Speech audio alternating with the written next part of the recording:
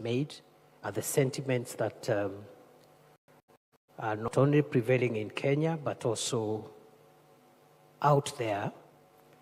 And that's how it should be. Because, Your Excellency, other than being president and the CEO of our country, you're also our head of state and our chief diplomat and the embodiment of what Kenya is, its values, and what its interests are. Your Excellency, this forum, and I want to congratulate the Foreign Affairs Ministry led by PCS Musalia and the PSs and everyone who has participated in this. This forum is a point of reflection and introspection on, number one, what is our national interest? And that question we will ask for as long as Kenya exists. It's not a one-off thing that we define and that's it. We have to keep on asking, what is our national interest? And as the ministry has presented through this draft and the stakeholders who prepared this draft, our national interest lies in some of the most sacred and bedrock principles that are espoused in our Constitution, including, but not limited to, the inviolability of our country. And everywhere, every inch of Kenya, where the flag flies and where the national anthem is sung, that space called Kenya is inviolable. It is the embodiment of our pride and should be protected at all costs. But it's also about our values, which is the software that runs Kenya, our culture, and our aspirations. Thirdly, it's also reflected in the bottom-up economic transformation agenda and Vision 2030, which aspires to provide a more inclusive country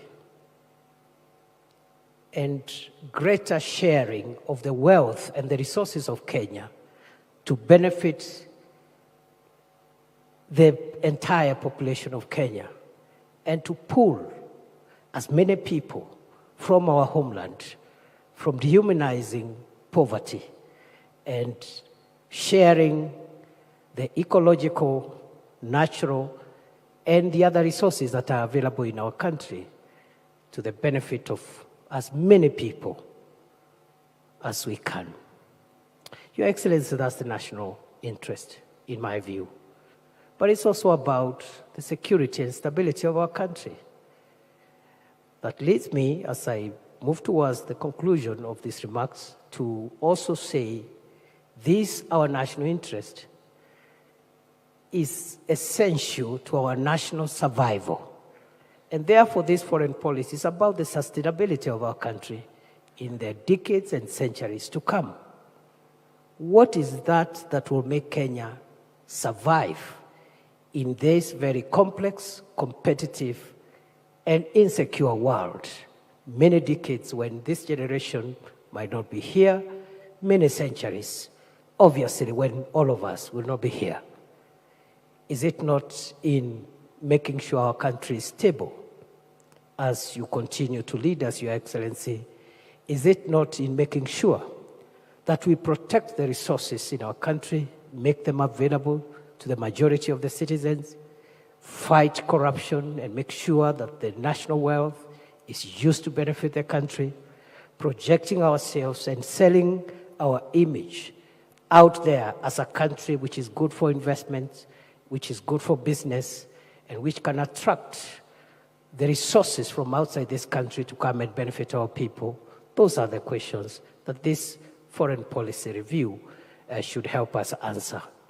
And therefore, I am very, very, very proud as a citizen of this country that we are reflecting on these things at a time like this. And at a time when we are witnessing many changes across the world, the stress around existing multilateral systems, the emergence of plural systems, as has been said here, and how do we harness all these divergent developments for the benefit of our country. And therefore, we would want to listen to Your Excellency and hear what vision you have for us, and how do we take cue, those of us who are serving in your administration, how do we take cue from that vision to help us navigate the interests of Kenya and make sure that we hand over this country to future generations, a stable country, united country, prosperous country that can sustain the shocks that are prevailing today and those that will come in the future. With those many remarks, Your Excellency, I want to request all my colleagues to be upstanding and welcome His Excellency the President to give us his vision with a round of applause.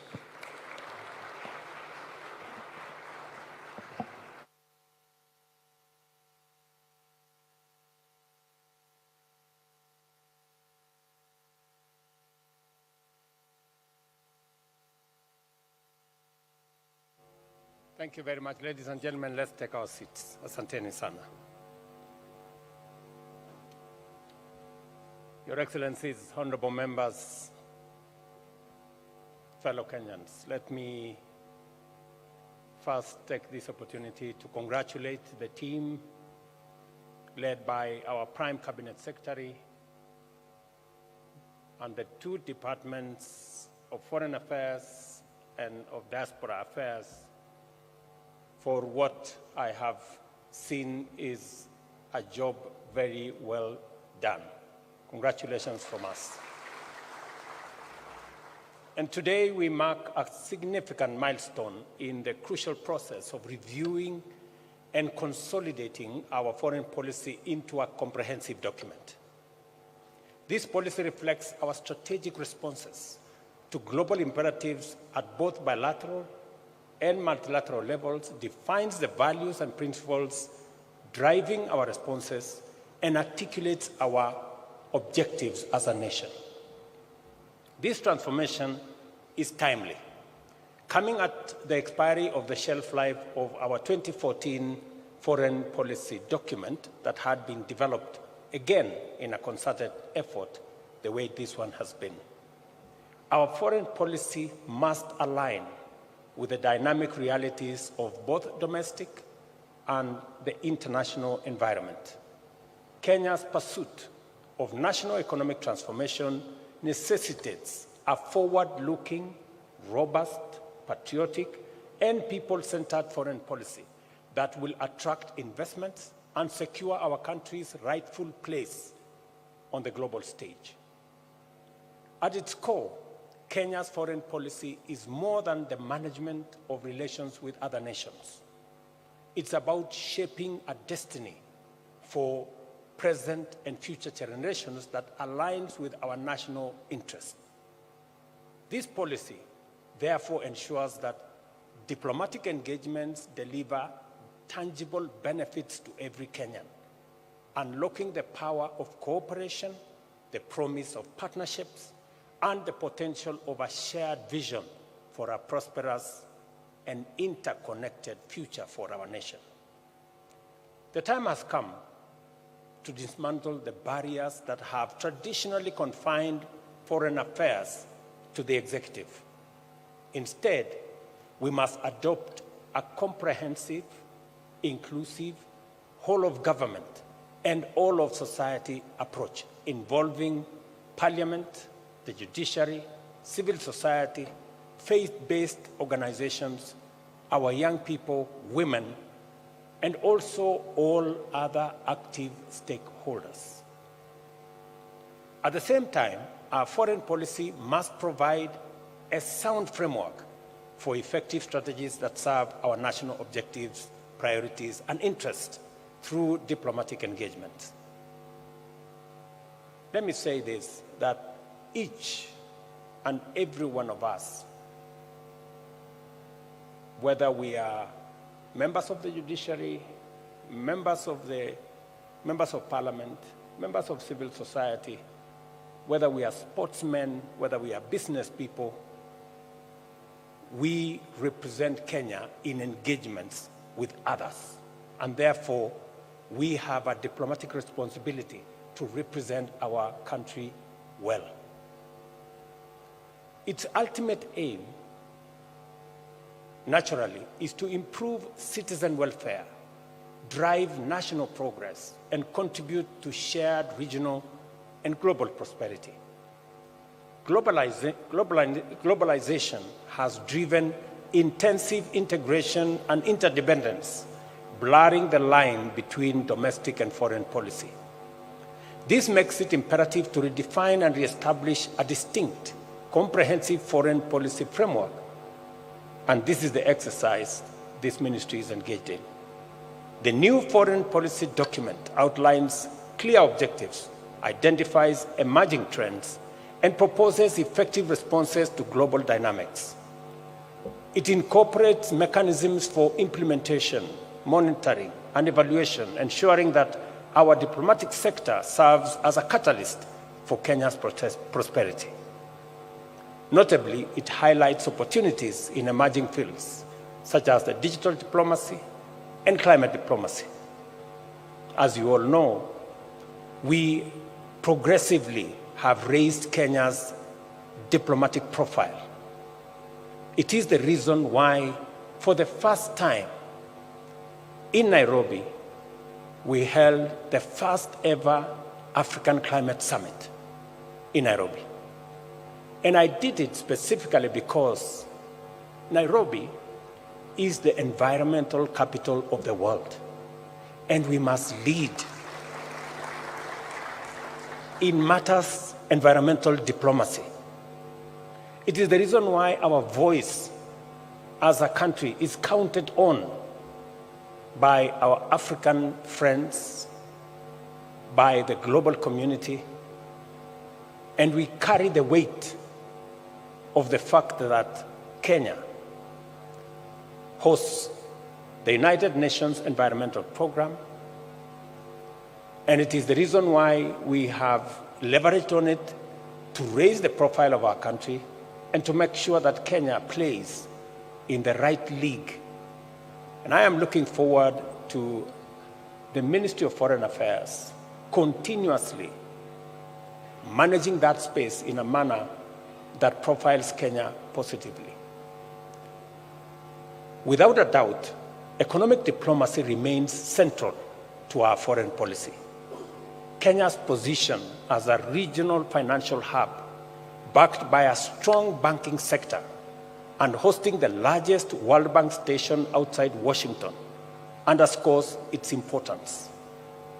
Recent engagements, including the African Development Bank and IDA summits, have emphasized the critical role of the private sector, youth, and civil society in economic diplomacy. When I was requested by the World Bank to host the IDA negotiations in Nairobi, when I was requested by the president of the Africa Development Bank to also host their summit in Nairobi, it demonstrated Kenya's new profile as a destination and as a voice for economic diplomacy. We must build on it, we must leverage on it, and whatever it is that we are doing, whether it is with the World Bank or the Africa Development Bank, must eventually accrue benefits to the people of Kenya. Our foreign policy must, therefore, advance the strategy of creating more and better trade and economic opportunities for industries and enterprises, with a special focus on the empowerment of small and medium enterprises and the inclusion of marginalized groups such as young people, women, and persons living with disability. In so doing, our foreign policy dovetails with the bottom-up economic transformation agenda. To benefit from this complementarity and alignment, it is time for us to imaginatively to be imaginative in order to enhance the capacity and the efficacy of our missions abroad and use them to promote trade and promote investment and position Kenya as appropriately as they can. Our nation's reputation as a dependable peace and security actor is a source of pride.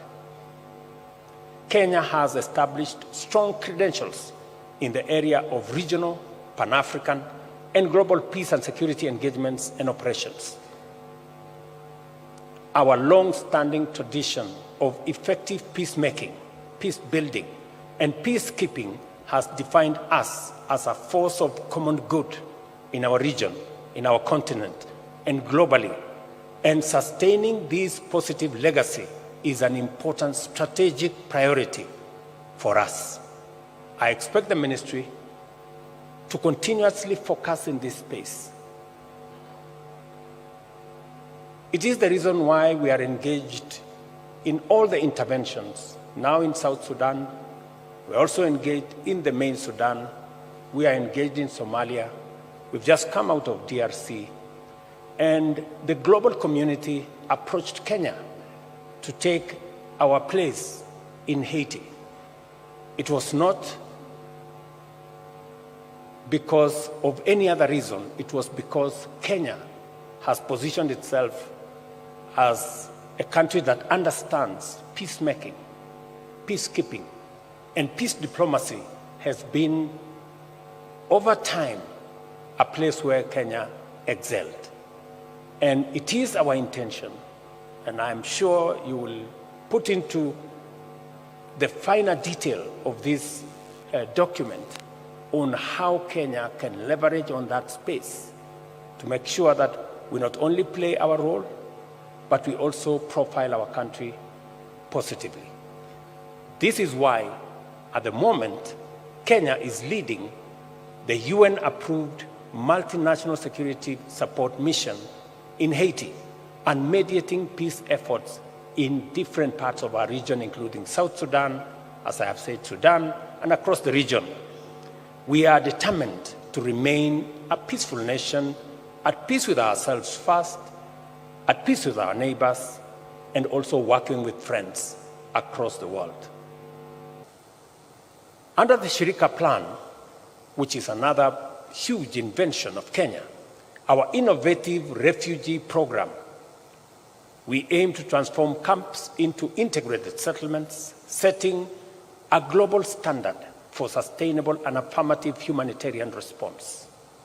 I had, for example, an engagement with the UN representative of Matters refugees, and they are working with other countries that have refugees, learning from Kenya how to integrate refugees and how people who have lived in a country for 30 years cannot continue to stay in camps, how we can integrate them into society and how we can use them as a force of good.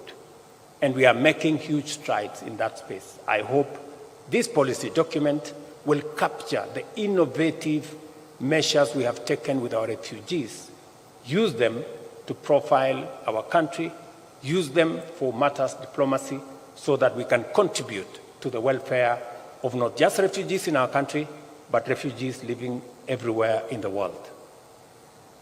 Ladies and gentlemen, we are not new to climate diplomacy.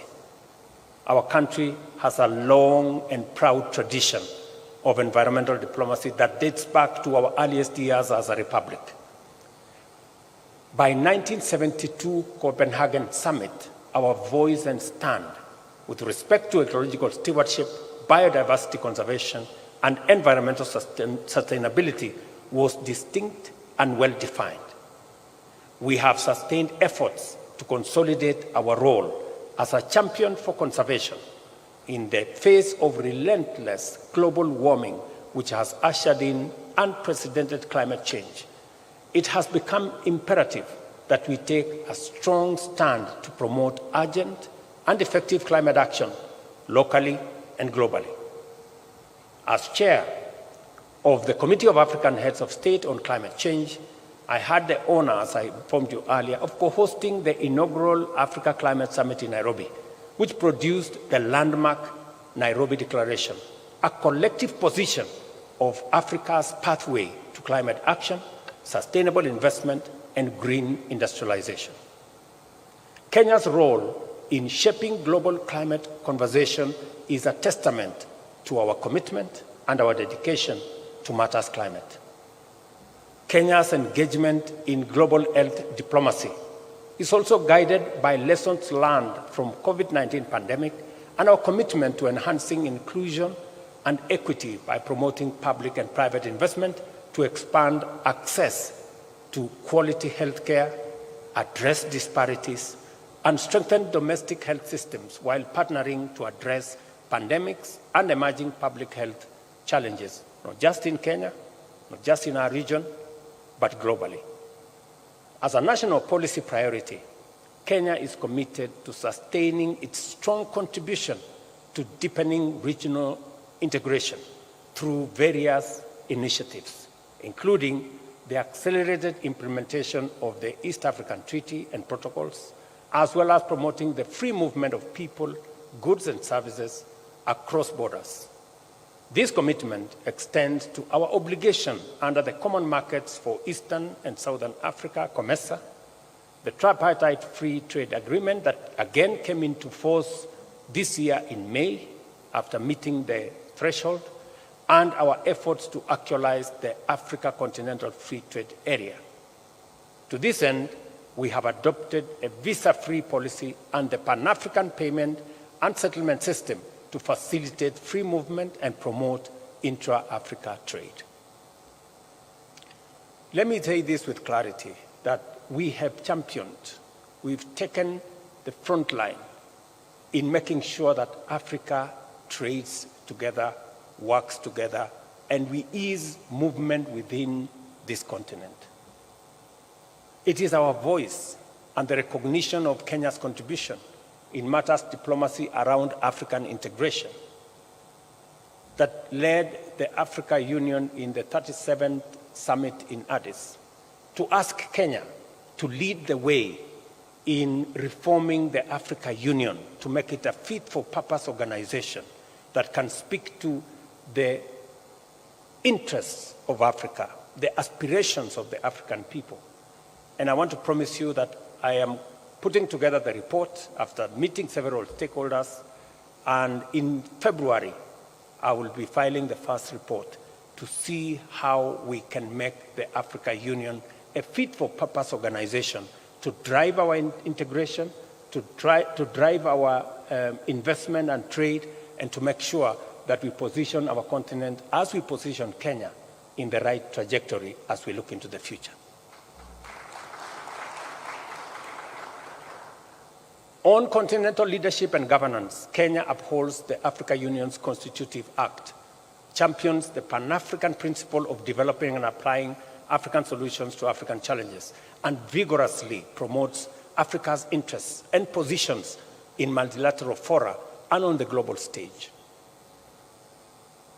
As I have told you, as the current leader of the AU institutional reforms, we are committed to establishing a well-financed, assertive African Union capable of addressing the continent's challenges and advancing its strategic interests. Despite numerous challenges that have put multilateralism in a crisis, Kenya's commitment to multilateralism endures, and more than ever, we are now invested in strengthening it at both the regional and global level. In all these endeavors, our positions are firmly aligned with the founding principles and constitutive instruments of the Africa Union and the United Nations, while being guided by our national interest. As a member state and host country to major international institutions, including the UN, Kenya has a strong interest in championing for their further empowerment and reform. And that is why I have been in the forefront, and we have been as a country in the forefront in championing the reform of international architecture, whether it is the UN the UN Security Council, multilateral banks and financial institutions, because we need to make them fairer, we need to make them much more responsive, and Kenya has a stake because we host the only UN headquarters in the Global South here in Nairobi, and therefore our voice matters. We can speak authoritatively as a country on matters UN, on matters reform of the UN, on matters reform of the financial architecture of the world we live in today, because we have a first-hand experience on handling matters UN in Nairobi. And I am very proud that the UN headquarters in Nairobi is now going to be upgraded so that we can have better facilities to be able to deliver on the mandate that the UN facilities in Nairobi have been assigned. During the recent UN General Assembly Summit of the Future, Kenya reaffirmed the need to reform multilateral organizations and restructure the global financial architecture as a key to ushering our people into a just, inclusive, sustainable, and prosperous future. We firmly believe that the current financial system grossly underserves the deserving majority of the world's population and exacerbates economic crises and inequalities, with 1 in 3 developing countries at the risk of debt default. As a matter of policy, Kenya advocates for the establishment of a fairer and a more equitable financial system. And I am very proud of the strides we have made. There was a time people did not want to listen. Now we've taken the turn, and everybody now accepts that something must be done. I am happy that at the last, we are able to launch this foreign policy document, which celebrates our diplomatic achievements, analyzes current and emerging global dynamics, and also offers firm strategic guidance on the ways and means of undertaking successful initiatives. I've also seen its implementation requires collaboration across all arms of government. I commend the Office of the Prime Cabinet Secretary and the Ministry of Foreign and Diaspora Affairs for their thorough, consultative, and inclusive manner in which they have undertaken their work, and call upon all of us, all the stakeholders, both in private and public, as well as our local, regional, and international partners to collaborate with us and ensure the successful implementation of this policy. As we embrace this new foreign policy, let us remember that the future is not inherited. The future is created. Through the power of our patriotism, concerted effort, and the strategic framework provided by our foreign policy, we must aim to keep Kenya's flag flying high, to inspire pride and hope, and symbolize Africa's true renaissance. Diplomacy is a field rooted in tradition and techniques that safeguard national interest while uplifting humanity, embodying Kenya's identity as a nation committed to peace, proudly African, and dedicated to global prosperity. Guided by this policy framework, let us get to work in preparing our nation for the dynamic geopolitical landscape that is before us. This foreign policy offers an opportunity to rise and navigate the challenges of a complex world order with a lot of confidence and equally a lot of clarity. I am confident that the work that has been done by our team at Foreign Affairs and Diaspora Affairs is a good document. We look forward to taking it through the necessary processes, both in Cabinet, subsequently to Parliament, and also putting together a sessional paper that will also give fresh impetus to our foreign policy and expand its input to include that from our counties and all the other stakeholders that have been listed by the document. I wish you the very best as we focus on this space that seeks to elevate our participation, our collaboration, and also our partnership with as many a field, whether it is a multilateral field, whether it is on bilateral engagements, and now we are being told there is one called plurilateral engagements. So that whole space and whatever it contains, this document will help us navigate in that space. We will input when the document comes to Cabinet. I am sure Cabinet will also inform this document as has been informed by others, so that we can end up with a document that is fit for not just the present, but also articulates with clarity the medium and the future that we all aspire to. Thank you very much. God bless you. God bless our great country, Kenya. Asanteni sana. Thank you very much, Your Excellency. And with your permission, Your Excellency, allow me to invite the Kenya Policy Review Committee for a quick photograph. Let us kindly take our seats briefly. If we can kindly take our seats briefly. Let's have the Kenya Policy Review Committee, also to be joined by His Excellency the Deputy President, His Excellency the Prime Cabinet Secretary, the two chairs from National Assembly, Honorable Haika and Honorable Koech. Kindly, if you can also join in this picture as we get to the close and the end of this particular session.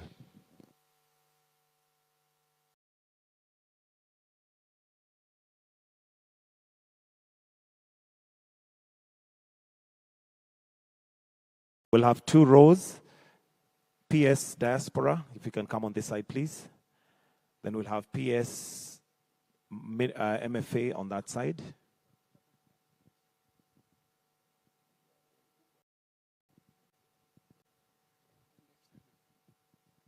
Then if we can each at the back just take a gap in between.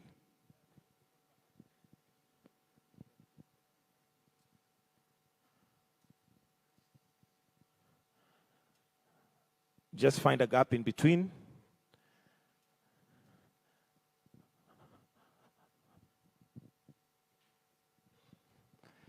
All right. In 3, 2, 1, if we can all be smiles. There you go. Thank you very much. I'll request that we all exit stage except His Excellency the President, and request that the rest of us be upstanding as we are now going to wind up with the national anthem. Our prayer, our closing prayer is our national anthem. So if there be any that are still seated, please let's be upstanding as we prepare to finish with our closing prayer, which is the national anthem.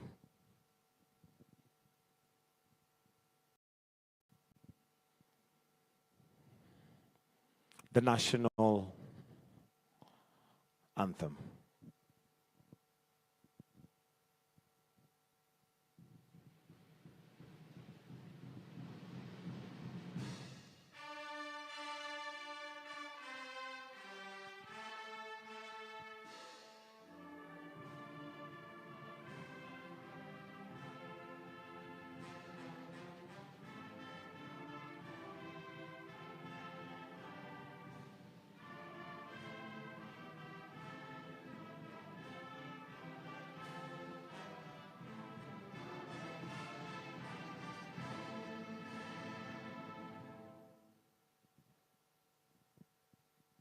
Thank you, Excellency. That brings us to the end of this session. I'll request that we maintain our standing positions as we allow His Excellency to now retreat. Thank you. Do have yourselves a good day and a good afternoon. God bless.